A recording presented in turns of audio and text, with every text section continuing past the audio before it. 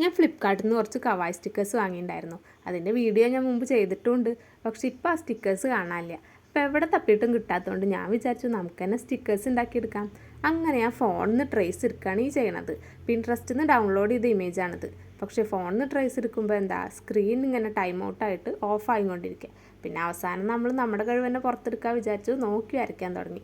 അങ്ങനെ എല്ലാ സ്റ്റിക്കേഴ്സും ഇഷ്ടപ്പെട്ട ചിലത് മാത്രം സെലക്ട് ചെയ്തിട്ട് അതൊക്കെ ഈ ഒരു പേപ്പറിൽ വരച്ചെടുത്തു. ഫോണിൽ നിന്ന് ട്രേസ് എടുക്കാനുള്ള വേറെ മെത്തേഡുകളുണ്ട്. കുറേ ആപ്പൊക്കെ യൂസ് ചെയ്ത് നമുക്ക് ട്രേസ് എടുക്കാം. പക്ഷേ അതിനൊന്നുമുള്ള ക്ഷമ ഇല്ലാത്തതുകൊണ്ട് ഞാനിങ്ങനെ വരച്ചെടുക്കുകയാണ് ചെയ്തത്. പിന്നെ എല്ലാറ്റിനും ഒരു ഔട്ട്ലൈനും കൊടുത്തു.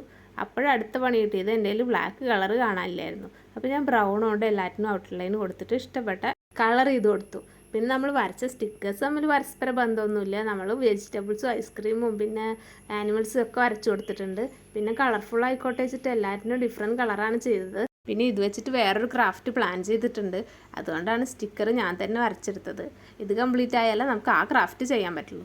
പിന്നെ ഇതിനൊരു ഔട്ട്ലൈൻ അല്ല, ഒരു കണ്ണും മൂക്കൊക്കെ വരച്ചു കൊടുക്കാം. ഒരു ബ്ലാക്ക് ജെൽ പെൻ കൊണ്ടാണ് ഞാൻ അതൊക്കെ വരച്ചു കൊടുക്കുന്നത്. അങ്ങനെ എല്ലാറ്റിനും ഒന്ന് ഹൈലൈറ്റ് ചെയ്യാൻ വേണ്ടിയിട്ട് അങ്ങനെയൊക്കെ ചെയ്ത് കൊടുത്തിട്ട് പിന്നെ ഇതെല്ലാം അതേ ഷേപ്പിൽ വെട്ടിയെടുക്കുകയാണ് വേണ്ടത്. അങ്ങനെ അത് വെട്ടിയെടുത്തതിന് ശേഷം നമുക്ക് വേണ്ടത് ഒരു ബട്ടർ പേപ്പർ കൈൻഡ് ഓഫ് പേപ്പറാണ്.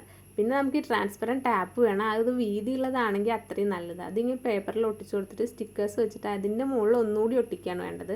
അങ്ങനെ ചെയ്തതിന് ശേഷം നമുക്ക് പറ്റിയ അബദ്ധം ലാസ്റ്റാണ് മനസ്സിലായത്. എന്താ വെച്ചാൽ നമ്മൾ നോട്ട്ബുക്കിൻ്റെ പേജ് എടുത്തുകൊണ്ട് ആ സ്റ്റിക്കർ നേരെ പോരുന്നുണ്ടായിരുന്നില്ല, ആ സ്റ്റിക്കേഴ്സ് ഒട്ടുന്നുണ്ടായിരുന്നില്ല. അപ്പോൾ നമുക്കിനി വല്ല ഫെവിക്കോളോ വല്ല ഗ്ലൂവും വെച്ചിട്ട് ഇത് ഒട്ടിച്ചിട്ട് നമുക്ക് അടുത്ത ക്രാഫ്റ്റ് ചെയ്യാം. ഇഷ്ടപ്പെട്ടാൽ ലൈക്ക് ചെയ്യണേ.